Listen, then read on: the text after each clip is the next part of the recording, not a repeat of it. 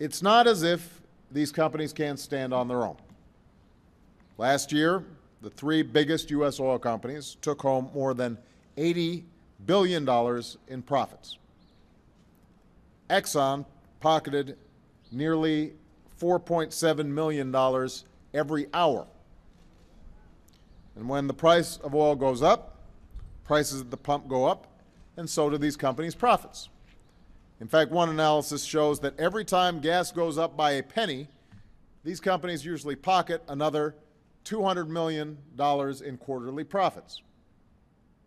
Meanwhile, these companies pay a lower tax rate than most other companies on their investments, partly because we're giving them billions in tax giveaways every year.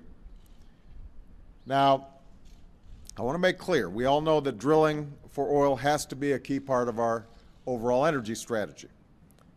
We want U.S. oil companies to be doing well. We want them to succeed. That's why under my administration we've opened up millions of acres of federal lands and waters to oil and gas production. We've quadrupled the number of operating oil rigs to a record high.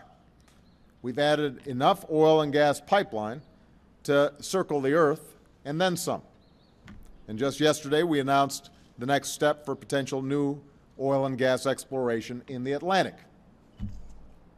So the fact is, we're producing more oil right now than we have in 8 years, and we're importing less of it as well.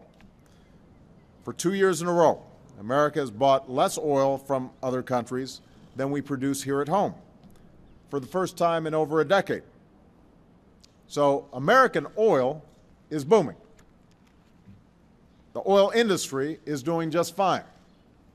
With record profits and rising production, I'm not worried about the big oil companies.